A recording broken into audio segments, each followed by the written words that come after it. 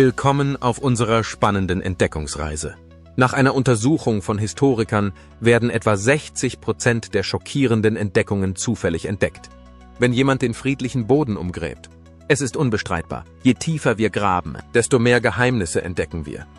Von vergessenen Relikten, seltsamen Formationen und unerklärlichen vergrabenen Entdeckungen bis hin zu uralten Artefakten und seltsamen Naturphänomenen.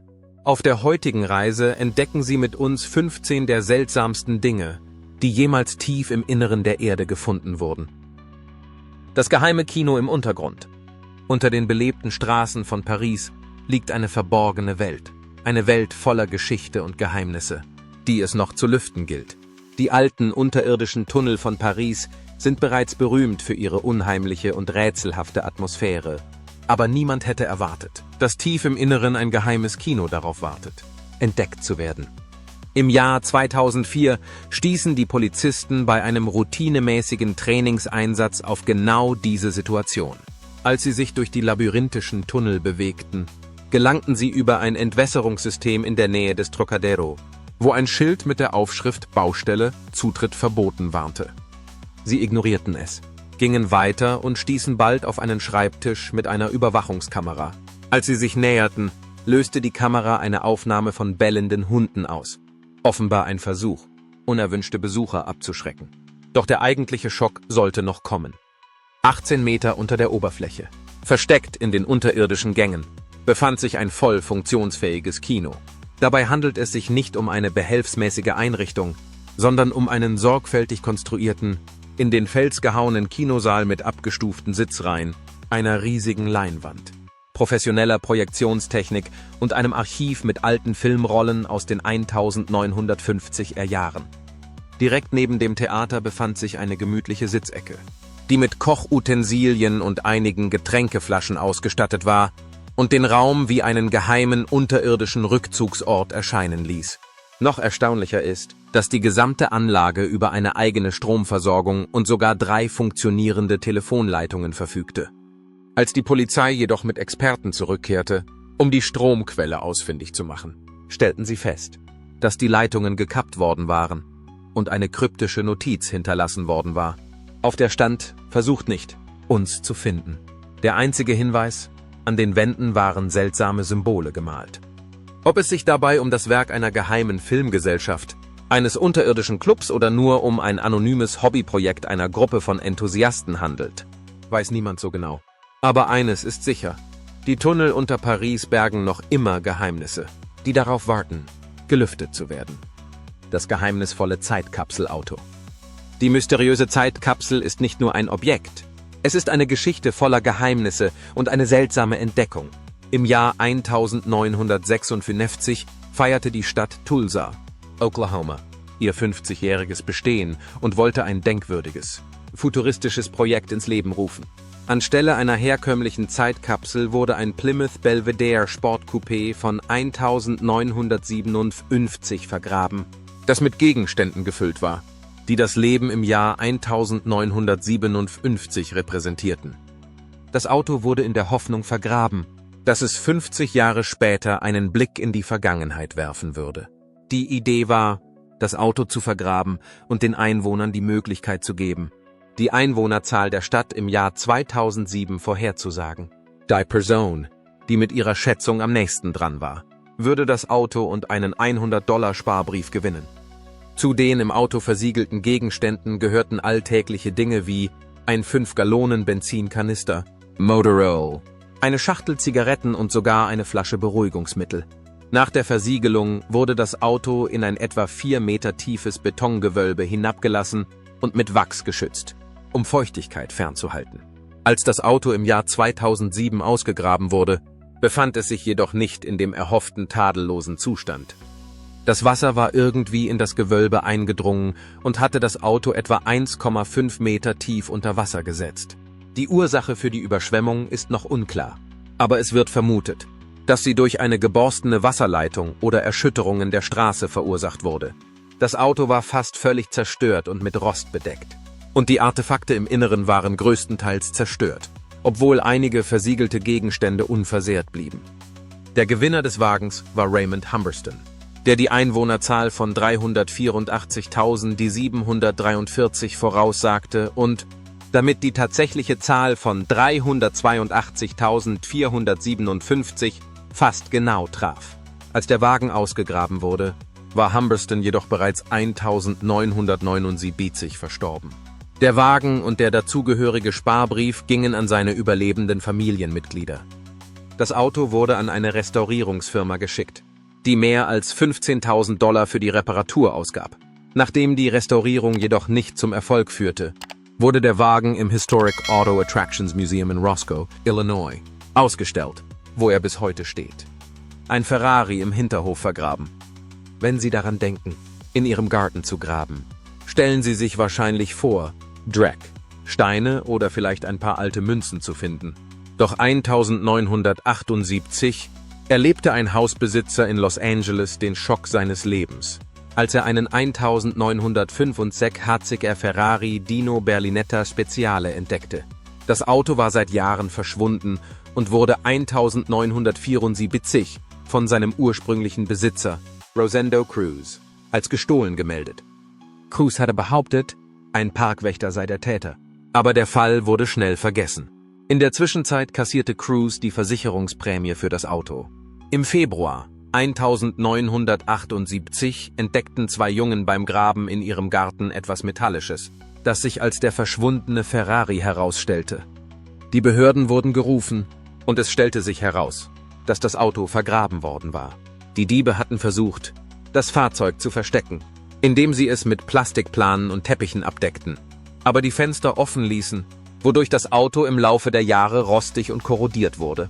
Nach weiteren Ermittlungen wurde festgestellt, dass das Auto im Rahmen eines ausgeklügelten Versicherungsbetrugs vergraben worden war. Die Diebe und Cruz hatten geplant, das Auto zu stehlen, es zu vergraben und dann den Schaden zu melden. Nach der Aufteilung des Versicherungsgeldes sollte das Auto ausgegraben und als Ersatzteil verkauft werden. Die Diebe vergaßen jedoch die genaue Stelle, an der sie das Auto vergraben hatten, was dazu führte, dass das Auto mehrere Jahre lang unter der Erde blieb. Nachdem der Ferrari wiederentdeckt worden war, beschloss die Versicherungsgesellschaft, ihn zu versteigern, um einen Teil des Schadens wieder gutzumachen. Der Medienrummel um den Fund führte zu einer chaotischen Auktion, bei der viele Gebote gefälscht waren. Nach dem Debakel erwarb der Immobilienunternehmer Brad Howard das Auto. Er beauftragte einen Ferrari-Experten mit der Restaurierung des Wagens, der zwar etwas Rost aufwies, dessen größter Schaden jedoch eine zerbrochene Windschutzscheibe war, die wahrscheinlich auf die Trockenheit in der Gegend zurückzuführen war. Trotz Angeboten von über $1 Million bleibt der Ferrari in Howards Besitz und steht nicht zum Verkauf. Die verborgene Höhle des Regenwaldes. Höhlen sind in der Regel dafür bekannt, dass sie Fledermäuse, Spinnen und andere Kreaturen beherbergen.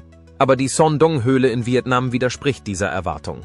Diese Höhle beherbergt einen unterirdischen Dschungel, wie Sie ihn noch nie gesehen haben. Die Höhle, die der Außenwelt jahrhundertelang unbekannt blieb, wurde erst 1991 von einem Einheimischen entdeckt. Er war auf der Suche nach Holz, als er über den Eingang stolperte. Die Geräusche des rauschenden Wassers und der starke Wind hielten ihn jedoch davon ab, die Stelle weiter zu erforschen. Und er vergaß sie bald wieder. Im Jahr 2008 entdeckten Mitglieder der British Cave Research Association mit Hilfe eines Einheimischen den Eingang wieder. Und 2009 starteten sie eine Expedition zur Erforschung der Höhle. Was sie vorfanden, war schlichtweg atemberaubend. Die Höhle, die sich über 9 Kilometer erstreckt, ist die größte bekannte natürliche Höhle der Welt. Sie ist über 200 Meter hoch, 150 Meter breit und umfasst eine Fläche von 1,6 Millionen Quadratmetern. Was Son Doong jedoch so außergewöhnlich macht, ist sein üppiges Ökosystem. Vor Millionen von Jahren stürzte ein Teil der Höhlendecke ein, wodurch Oberlichter entstanden, durch die Sonnenlicht eindrang. Dieses Licht ermöglichte es den Pflanzen, Wurzeln zu schlagen und einen Mini-Regenwald zu schaffen. Die Höhle beherbergt eine einzigartige Tierwelt, darunter endemische Affen, Flughunde, Frösche und Insekten. Zu den atemberaubenden geologischen Merkmalen der Höhle gehören auch Stalagmiten, die bis zu 90 Meter hoch sind und damit zu den größten der Erde gehören. Diese massiven Formationen haben den Spitznamen Große Mauer von Vietnam verdient. Wenn Sie an einem Besuch interessiert sind, sind die Touren nicht billig. Die Preise beginnen bei 3.000. Dieser hohe Preis deckt jedoch eine geführte Tour von 6 Tagen und 5 Nächten ab, einschließlich notwendiger Dinge wie Campingausrüstung und Verpflegung. Die Höhle wird von einem einzigen Unternehmen verwaltet, das dazu beiträgt, das Gebiet zu erhalten und Qualitätsstandards für Touristen zu gewährleisten. Die Kritiken zu den Touren sind durchweg positiv und machen sie zu einem Muss für Besucher der Region. Die verlorene Stadt Derinkuyu. Im Jahr 1963 renovierte ein Mann in der Türkei seinen Keller, als er auf etwas Außergewöhnliches stieß, eine verborgene unterirdische Stadt. Er hatte eine Wand durchbrochen und einen geheimen Raum entdeckt, der zu einer Reihe von Tunneln und Kammern führte. Dieser unerwartete Fund entpuppte sich als Derinkuyu, eine antike Stadt, die 85 Meter unter der Erde liegt. In ihrer Blütezeit lebten hier etwa 20.000 Menschen, und sie ist eine der beeindruckendsten unterirdischen Siedlungen, die hier entdeckt wurden. Die Entstehung von Derinkuyu wurde durch die einzigartigen geologischen Eigenschaften des Gebiets ermöglicht. Das weiche Vulkangestein der Region, der sogenannte Tuffstein, ermöglichte einen einfachen Aushub, und die Tunnel der Stadt wurden mit stabilen Stützpfeilern verstärkt, um einen Einsturz zu verhindern. Derinkuyu besteht aus mehreren Ebenen, von denen jede einem anderen Zweck dient. Über 15.000 Lüftungsschächte sorgen dafür, dass die Luft bis in die untersten Stockwerke zirkuliert. Die Stadt verfügte über alles, was ihre Bewohner zum Leben brauchten: Wohnräume, Küchen, Weinkeller, Vorratskammern und sogar eine Grabkammer. Die Ursprünge von Derinkuyu sind immer noch umstritten. Einige glauben, dass die Hethiter die Stadt um 2000 v.Chr. erbaut haben, während andere meinen, dass die Phryger um 700 v.Chr. dafür verantwortlich waren. Fest steht jedoch, dass die Stadt von den frühen Christen als Zufluchtsort vor der römischen Verfolgung genutzt wurde. In Zeiten von Konflikten zogen sich die Bewohner von Derinkuyu in den Untergrund zurück, wo sie monatelang in Sicherheit vor Eindringlingen leben konnten. Die Stadt blieb bis ins 20. Jahrhundert in Betrieb, als die Griechen 1923 aus der Region vertrieben wurden. Heute gehört Derinkuyu zum UNESCO-Weltkulturerbe und zieht Besucher aus aller Welt an. Sie ist ein Zeugnis menschlichen Einfallsreichtums und menschlicher Widerstandsfähigkeit und bietet einen faszinierenden Einblick in das Leben in einer unterirdischen Welt. Die Wiederentdeckung der Stadt hat sie an die Spitze der türkischen archäologischen Forschung und des Tourismus gebracht und macht sie zu einem unverzichtbaren Ziel für alle, die sich für die antike Geschichte interessieren. Das Kola Superdeep Bohrloch. In den späten 1960 und frühen 1970 Jahren vollzog sich der wissenschaftliche Fortschritt in rasantem Tempo. Und eines der bemerkenswertesten Projekte kam aus der Sowjetunion. Auf dem Höhepunkt des Kalten Krieges waren die Sowjets entschlossen, die USA auf jedem Gebiet zu übertrumpfen. Und die Geologie wurde zum nächsten Schlachtfeld. 1970 machte sich die Sowjetunion daran, das tiefste Loch der Welt zu bohren. Und es gelang ihr mit der Kola-Supertiefbohrung, SEAL-VARS, so tief wie möglich in die Erdkruste zu bohren, eine Aufgabe, die die Grenzen der Technik sprengen würde. Die Bohrungen begannen in der arktischen Region Russlands und an der tiefsten Stelle reichte das Loch bis zu 12,3 Kilometer weit. Leider wurden die Bohrungen 1995 aus 2 Hauptgründen eingestellt. Die Hitze war zu groß, um die Arbeiten fortzusetzen. Und die Finanzierung des Projekts lief aus. Aber was haben sie beim Bohren entdeckt? Sogar eine ganze Menge. In rund 7 Kilometern Tiefe entdeckten sie uraltes versteinertes Plankton. Ein überraschender Fund so weit unter der Erdoberfläche. Außerdem stießen sie auf kochendes, mit Wasserstoffgas gefülltes Wasser, das glühende 180 Grad Celsius erreichte. Außerdem wurden einige der Erwartungen der Wissenschaftler widerlegt. So fanden sie zum Beispiel nie die Basaltschichten, die sie erwartet hatten, was langjährige geologische Annahmen in Frage stellt. Das Loch kam jedoch nicht in die Nähe des Erdkerns. Um dies zu erreichen, hätten sie weitere 6.400 Kilometer bohren müssen. Obwohl das Kola Superdeep Borehole nur 0,2% des Bohrkerns erreicht hat, ist es das tiefste Loch, das jemals von Menschen gebohrt wurde, und stellt eine unglaubliche wissenschaftliche Leistung dar. Das Projekt hat ein bleibendes Vermächtnis hinterlassen, das zeigt, wie weit die Technik uns bringen kann, wenn wir an die Grenzen gehen. Die Sphären von Klerksdorp. In den 1970er Jahren wurden tief in den Pyrophylit-Lagerstätten bei Autostal, Südafrika, seltsame Objekte entdeckt. Diese Objekte, die sogenannten Klerksdorp-Kugeln, haben die Wissenschaftler vor ein Rätsel gestellt und verschiedene Theorien hervorgerufen. Die Kugeln sind klein, mit einem Durchmesser von 0,5 bis 10 Zentimetern und weisen eine Vielzahl von Formen auf, von abgeflachten Kugeln bis hin zu scheibenförmigen Gebilden. Sie wurden in Gesteinsablagerungen entdeckt, die rund 3 Milliarden Jahre alt sind, was viele Fragen über ihre Herkunft aufwirft. Geologen glauben im Allgemeinen, dass die Kugeln auf natürliche Weise entstanden sind, möglicherweise durch vulkanische Prozesse. Es wird angenommen, dass sie vor etwa 3 Milliarden Jahren in vulkanischen Sedimenten entstanden sind. In der Tat wurden ähnliche Objekte in Australien gefunden, was darauf hindeutet, dass es sich um einen natürlichen Prozess handelt, der nicht nur in Südafrika stattfindet. Ihre eigenartigen Rillen und ihre perfekte Kugelform haben jedoch einige Verschwörungstheoretiker veranlasst, einen ungewöhnlicheren Ursprung zu vermuten. Einige behaupten, dass die Kugeln von Außerirdischen geschaffen wurden oder sogar als Überreste einer alten Zivilisation dienen. Man geht davon aus, dass sie von einer fortgeschrittenen Zivilisation, möglicherweise aus der Zeit vor der Aufzeichnung der Geschichte, absichtlich in den Fels geschlagen wurden. Diese Theorien verweisen auf die perfekte Rundheit der Kugeln und ihre Zusammensetzung, die einigen zufolge aus einer Mischung von Nickel und Stahl besteht. Materialien, die auf der Erde nicht natürlich vorkommen. Obwohl diese Ideen faszinierend sind, gibt es keine wissenschaftlichen Beweise, die sie unterstützen. Die wahrscheinlichste Erklärung ist, dass es sich bei diesen Kugeln einfach um ein natürliches Phänomen handelt, auch wenn die Debatte unter den Anhängern spekulativerer Theorien weitergeht. Besondere Entdeckung. Bei einer Ausgrabung in Indien haben Archäologen etwas unglaublich Seltsames und fast schon Erschreckendes gefunden. Vielleicht die seltsamste Leiche, die wir je gesehen haben. Es ist allgemein bekannt, dass die Tiefen der Weltmeere voller seltsamer Tiere sind, die es an Land nicht gibt. Aber könnte das auch für das gelten, was unter der Erde und in unserem Boden herumzappelt? Diese merkwürdige Leiche legt das jedenfalls nahe. Wie immer können Sie uns Ihre Meinung in den Kommentaren mitteilen. Walross-Knochen unter St. Pancras. Der Londoner St. Pancras Station ist bekannt für seine großartige Architektur und seine reiche Geschichte. Doch bei Renovierungsarbeiten im Jahr 2003 machten Arbeiter unter dem Bahnhofsgelände eine unerwartete Entdeckung, etwas alles andere als Alltägliches. Als sie einen alten Friedhof aushoben, um Platz für die Erweiterung des Bahnhofs zu schaffen, stießen sie auf die massiven Knochen eines pazifischen Walrosses.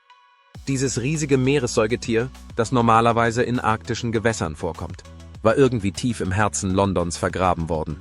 Mit einer Länge von etwa 4 Metern und einem Gewicht von bis zu 2 Tonnen hat seine Anwesenheit auf einem jahrhundertealten Friedhof die Forscher vor ein Rätsel gestellt. Wie konnte ein Walross an einem so ungewöhnlichen Ort zur Ruhe kommen?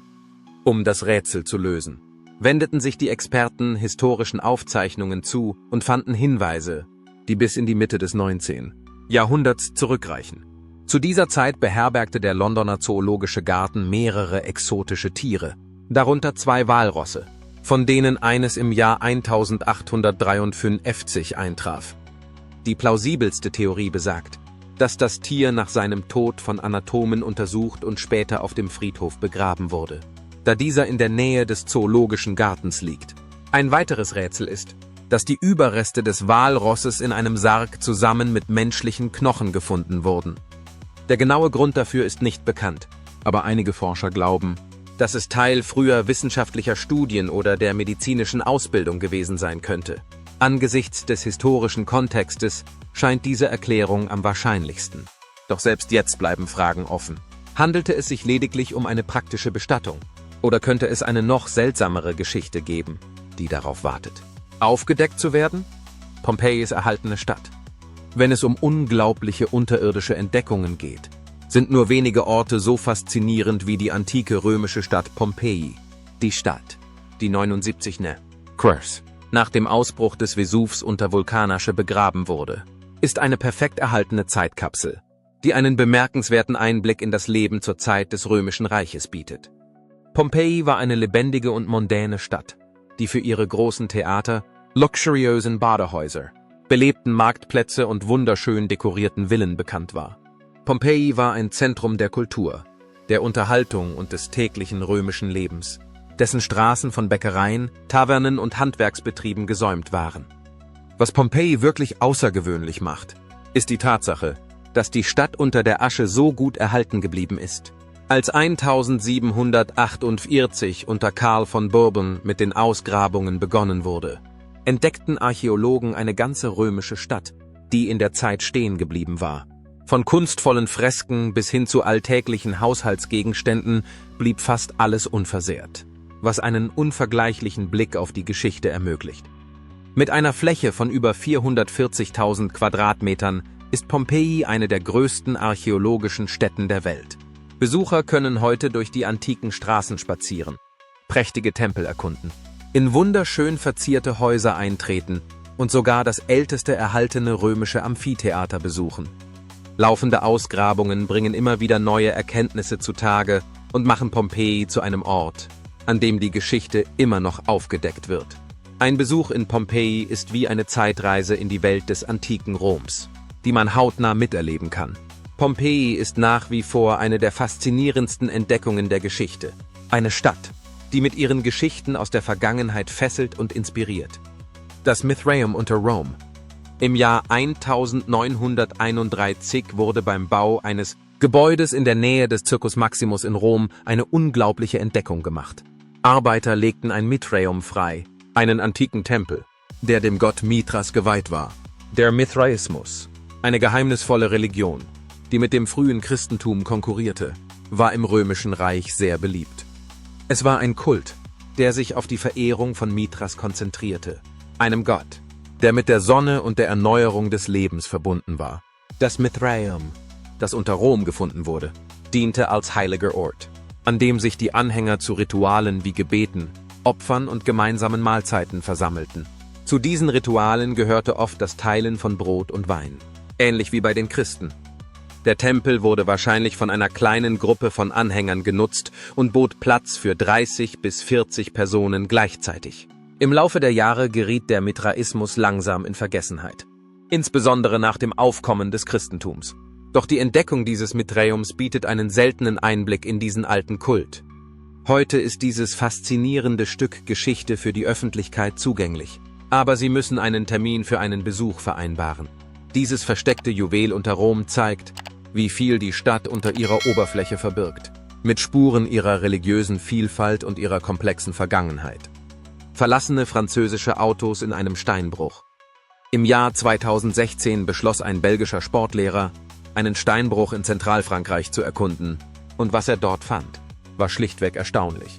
Tief im Schacht des Steinbruchs entdeckte er eine Sammlung französischer Autos aus den 1930er Jahren, darunter Modelle von Citroën, Renault und Peugeot. Die Autos waren jahrzehntelang unter der Erde versteckt, wahrscheinlich seit dem Zweiten Weltkrieg.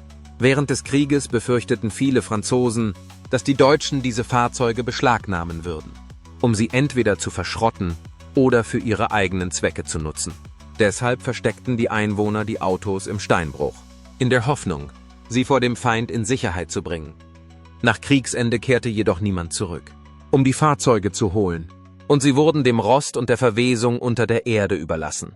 Im Laufe der Jahre wurde der Steinbruch zu einer Begräbnisstätte für diese vergessenen Autos.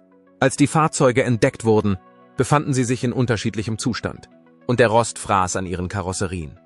Es ist unklar, warum niemand sie nach dem Krieg zurückforderte, aber ihre Anwesenheit im Steinbruch zeichnet ein lebendiges Bild von den Ängsten der Kriegszeit und den Anstrengungen, die die Menschen unternahmen, um ihren Besitz zu schützen. Diese Autos bleiben ein geheimnisvoller Teil der Vergangenheit, der immer noch unter der Oberfläche von Zentralfrankreich verborgen ist. Die Entdeckung des Mammutskeletts. Im Jahr 2024 machten Bergleute in North Dakota bei der Arbeit an einem LKW eine außergewöhnliche Entdeckung.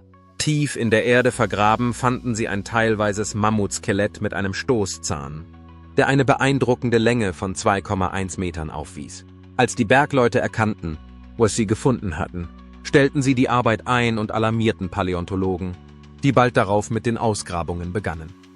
Die Knochen wurden in einem alten Bachbett entdeckt, und geben Aufschluss über das Leben des Mammuts vor Millionen von Jahren. Bei den weiteren Ausgrabungen wurden mehr als 20 Knochen geborgen, darunter Rippen, ein Schulterblatt, ein Zahn und Teile der Hüfte. Dies war ein seltener und aufregender Fund, da sich Mammutfossilien in North Dakota normalerweise auf einige wenige Zähne oder Knochen beschränken. Die Tatsache, dass ein fast vollständiges Skelett freigelegt wurde, machte diese Entdeckung zu einer der bedeutendsten der letzten Jahre.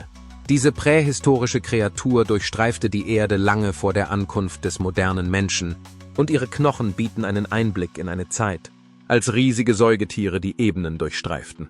Die Entdeckung löste bei Paläontologen große Begeisterung aus, die unbedingt mehr über diese längst ausgestorbene Art erfahren wollen. Der Zweite Weltkrieg findet unter der Stadt statt. Obwohl der Zweite Weltkrieg vor fast 80 Jahren endete, tauchen Entdeckungen aus dieser Zeit immer noch auf unerwartete Weise auf. Im Jahr 2016 wurde bei Bauarbeiten in Augsburg, Deutschland, ein Gegenstand aus der Vergangenheit ausgegraben, ein großes, nicht explodiertes Gerät aus der Kriegszeit. Die Behörden handelten schnell und organisierten aus Sicherheitsgründen eine vorübergehende Evakuierung von 54.000 Einwohnern, während Experten die Situation beurteilten. Die Entdeckung ereignete sich kurz vor Weihnachten und brachte die Urlaubspläne vieler Menschen kurzzeitig durcheinander. Dank des Fachwissens der Entsorgungsteams konnte die Situation jedoch reibungslos gelöst werden. Am Abend war der Sprengsatz sicher entschärft, sodass die Bewohner in ihre Häuser zurückkehren und ihre Feierlichkeiten fortsetzen konnten. Solche Funde erinnern daran, dass die Geschichte immer noch präsent ist. Denn immer noch tauchen gelegentlich Überreste aus der Vergangenheit in ganz Europa auf. Diese Entdeckungen können zwar unerwartet sein, sie verdeutlichen aber auch die unglaublichen Fähigkeiten und das Engagement der Experten, die die öffentliche Sicherheit gewährleisten und Momente der Unsicherheit in erfolgreiche Lösungen verwandeln. Ein verborgener Schatz unter der Kapelle. Die Geschichte lüftet ihre Geheimnisse immer dann, wenn wir es am wenigsten erwarten. In Polen brachte eine bemerkenswerte Entdeckung ein lange verschollenes Stück Kulturerbe zurück. Während eines kürzlich durchgeführten Restaurierungsprojekts in der Eremitage des Heil Johannes von Dukla entdeckten Forscher eine 150 Kilogramm schwere Bronzeglocke, die unter der Kapelle vergraben war. Es handelte sich jedoch nicht um einen gewöhnlichen Fund, sondern um ein jahrzehntelang verstecktes Symbol der Unverwüstlichkeit. Die Ursprünge der Glocke gehen auf die frühen 1940er Jahre zurück, eine Zeit, in der Metall sehr gefragt war. Um das Überleben der Glocke zu sichern, wurde ein Mönch aktiv und versteckte sie sorgfältig unter dem Boden der Kapelle. Im Laufe der Zeit geriet das Geheimnis in Vergessenheit, bis Forscher, die sich auf alte Aufzeichnungen und örtliche Legenden stützten, das verborgene Artefakt schließlich im Jahr 2021 fanden. Nach ihrer Ausgrabung wurde die Glocke sorgfältig restauriert und erhielt so ihre ursprüngliche Schönheit zurück. Heute ist sie nicht nur ein historisches Relikt, sondern auch eine Hommage an diejenigen, die sich für den Erhalt von Tradition und Kultur eingesetzt haben. Diese Entdeckung erinnert uns daran, dass die Menschen selbst in den schwierigsten Zeiten Wege finden, ihr Erbe für künftige Generationen zu bewahren. San Franciscos vergrabene Schiffe. San Francisco ist berühmt für seine atemberaubenden Wahrzeichen wie die Golden Gate Bridge und die Insel Alcatraz. Doch unter den geschäftigen Straßen der Stadt verbirgt sich ein maritimes Geheimnis. Dutzende von alten Schiffen, die unter der Stadt begraben sind. Diese vergessene Flotte stammt aus der Zeit des kalifornischen Goldrausches von 1848, als Tausende von Glückssuchern auf dem Seeweg ankamen und eine ruhige Siedlung in eine blühende Hafenstadt verwandelten. Im Laufe der Jahre wurden viele Schiffe als schwimmende Hotels, Lagerräume und sogar Behelfsgefängnisse umfunktioniert. Doch als San Francisco expandierte, wurden einige Schiffe aufgegeben und schließlich überbaut, sodass sie Teil des Fundaments der Stadt wurden. Experten schätzen, dass etwa 40 dieser Schiffe noch immer unter modernen Gebäuden ruhen. Bei Bauprojekten werden oft Überbleibsel dieser verborgenen Geschichte gefunden. Eine bemerkenswerte Entdeckung war ein 7 Meter langes Holzboot, das im Stadtteil Soma ausgegraben und als Frachtschiff aus der Goldrauschzeit identifiziert wurde. Ein weiterer faszinierender Fund war die Candace, ein 30 Meter langes Schiff mit einer reichen Vergangenheit im Walfang und der Erforschung der Arktis, bevor es in San Francisco ankam. Diese vergrabenen Schiffe bieten einen faszinierenden Einblick in die Vergangenheit der Stadt, und bewahren Geschichten über Abenteuer, Handel und Wandel. Auch wenn viele von ihnen verborgen bleiben, trägt jede neue Entdeckung dazu bei, die unglaubliche Geschichte San Franciscos von den Ufern eines florierenden Hafens aus zu erzählen. Und damit sind wir am Ende unserer Reise angelangt. Wenn Ihnen die Entdeckung dieses versteckten Stücks gefallen hat, vergessen Sie nicht, uns einen Daumen hoch zu geben und den Abo-Knopf zu drücken, um weitere faszinierende Entdeckungen zu machen. Teilen Sie uns Ihre Gedanken in den Kommentaren unten mit. Und wir sehen Sie im nächsten Video.